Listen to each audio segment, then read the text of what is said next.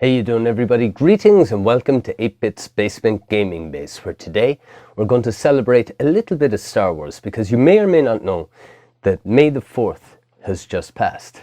May the 4th be with you, always. As Obi-Wan Kenobi never said. But what I'd like to do today are two videos, one back to back or tail to tail. And the reason for it is this.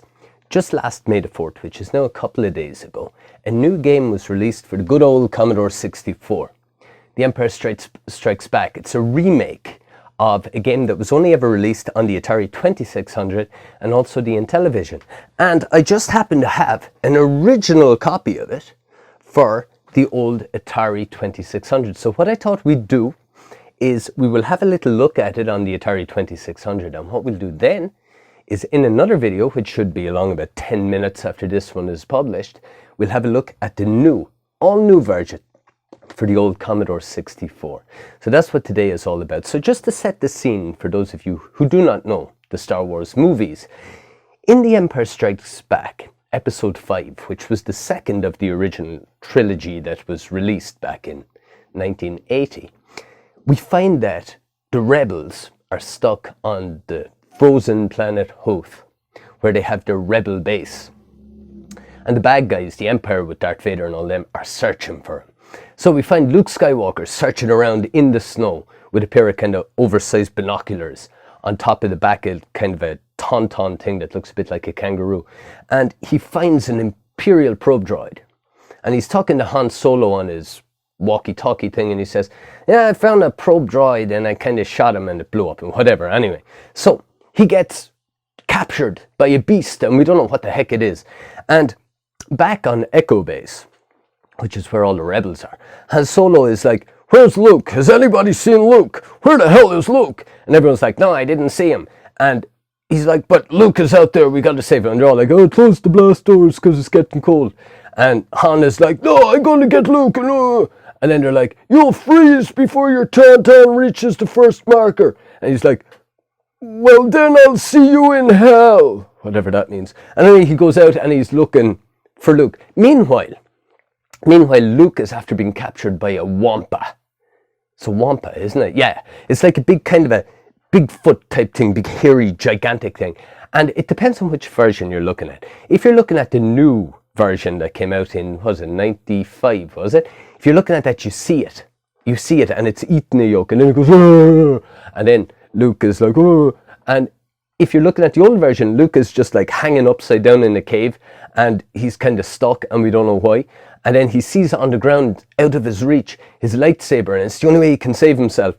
And he's oh, I can't reach it. And then he's like, and he hears a voice, and so Obi-Wan Kenobi, and he goes, use the Force, Luke. And then he's like, okay. And he uses the Force, and he catches the thing, and he goes, and then he kind of cuts at his feet. And when I was small, I thought he chopped his legs off, which like makes no sense at all. But anyway, he liberates himself, and he falls in the snow, and then the Wampa comes and he chops off the Wampa's arm, and he escapes. And he runs out in the snow and falls down. And then Obi-Wan Kenobi says, you must go to the Dagobah system and find Yoda. Anyway, story goes on. Cut a long story short. Han Solo finds him, cuts the tauntaun open, sticks him in him, and the following morning he's found by the rebels and brought back to Echo Base. So then the Imperial guys, the bad guys, Vader and all them, are after finding Echo Base because of these probe droids. And they start attacking Echo Base. And that is where this game takes place. The attack upon Echo Base. Yeah, so what we're doing in this game is we're trying to hold off these big AT-AT walker things long enough to let the rebels escape from Echo Base. So let's have a little look at this game, shall we? Alright, so here we are. This is our game on the Atari 2600. Empire Strikes Back. So this here is my ship. This is the sky. These are mountains. This is our ice floor where we're flying over. And this here then is our, what they call our valleys, because there's like little mountains, and the flat plateau areas here are valleys. And we've got our radar here, which shows us this here's Echo Base. And it's also the screen that we're looking at here. And these dots represent AT-AT walkers that are attacking Echo Base. This here shows us how many fighters we have left. So you'll notice my fighter is red. That means I'm at full power, and I can take 3 hits before I die, and each time I get hit, the ship will change colour. Now the AT-ATs also start out different colours. They start out black, and as I shoot at them, they change to different colours. Now you'll see here, there was a little flashing dot there. Little flashing dots appear every so often. What they are little hatches that have opened in the AT-AT fighters, or in the AT-AT walkers here. And if you can score a direct hit, it'll destroy them without having to shoot them like 40 times. But there you go, we're after destroying one, but he'll be replaced by another one coming in this way. So what we're doing is, basically in the game, we can shoot their missiles as well.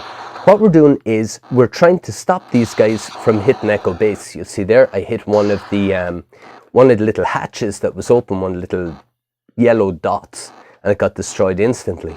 So here we are. He starts out black, he's after destroying me, and as we shoot at him, he changes colour to show how weak he's becoming. As you can see there, I can fly through the ship. It doesn't do any harm to me. There are a couple of different game variations actually. This one here is, I suppose, the easiest one. We can fly through the ships and they only shoot missiles at us. There is another variation where the ships are actually solid, and if we crash into them, we die. And then there's another variation where they'll also fire smart bombs at you instead of just firing missiles. So there are a couple of different game variations providing different, I suppose, levels of difficulty along the way. We can play 1 and 2 player as well. But basically what they say is a good strategy in this game is to weaken the ship at the very front. Not to destroy it, but to weaken it. And what that'll do is it'll slow it down, make it walk slower.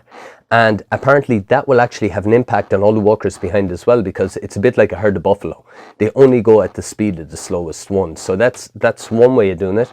So if you kind of weaken this guy and you weaken the guy at the end as well, it gives you the best opportunity, because it'll be a while before any new ones come back in, and then you can pick off the ones in the middle.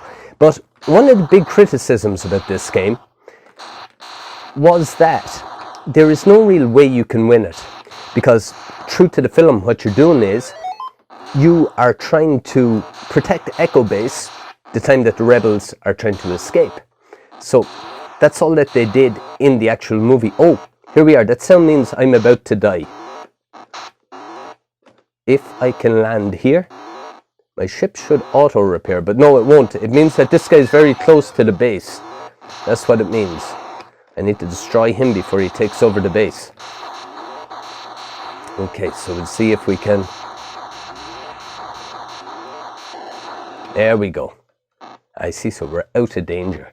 But yeah, like I was saying, one of the problems with this game was that there was no real way you could win it. I mean, you just kept on shooting until either all of your fighters were gone, or until these guys eventually got to the base and destroyed it, which is pretty much what happened in the movie. I mean, there was they weren't trying to stop the guys or anything. They were trying to get their people out, and that's what the movie was all about.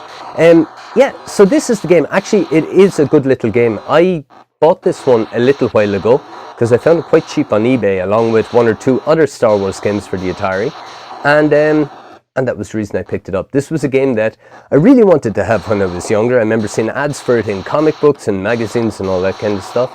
Well, I didn't have an Atari, and there was no way anyone was going to pay £60 for a game for me.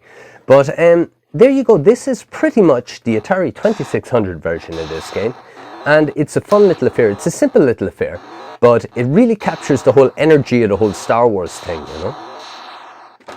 So I hope you enjoyed this one, and what you do is stick around, because very soon, probably by the time you're finished watching this, there's going to be the one out about the Commodore 64. So I hope you'll watch that too, and we'll talk to you very soon again in about 3 minutes time here in the base. See you then. Okay, so after making the video, I figured you'd probably like to see the cartridge and manual. So here you go. This is the original cartridge for the Atari 2600 by Parker Brothers. Star Wars Empire Strikes Back. And here is the manual. A video game cartridge from Parker. Star Wars The Empire Strikes Back for the Atari Video Computer System. So it's in a couple of different languages. I'll just show you the English version though. So here we go. This is how to set up your system and whatnot. Actually, one thing that I forgot to say about this game when I was showing it to you is that you can repair your ship as you're going through the game. So you can be hit 3 times before your ship is destroyed. But if you land in a little plateau here between 2 hills, it'll actually, the droid on your ship will actually repair your ship for you. But that can only be done 2 times for each ship. However, you can also in this game use the Force. And in order to do that, what you do is you try not to get hit for about 2 minutes. And then it'll start playing the Star Wars theme tune, and you become invincible for about 20 seconds. So you can fly into things, and you needn't worry about missiles or smart bombs or any of that kind of thing for 20 seconds that you're invincible. And one other thing it'll give you is it'll actually replenish your repairs. So even if you've used up your 2 repairs, if you get to use the Force, you'll automatically have another 2 repairs to your ship. So there you go. That's one little thing I forgot to say about the game. But there you go. So here we have our scoring, and also we have the game variations here. And you can play 1 or 2 player. So there you go. That is pretty much the manual for you. Well, the English version of it at least. So I hope you enjoyed the video, everyone. Take care until, well, about 2 minutes time, and we'll talk to you then. Bye bye.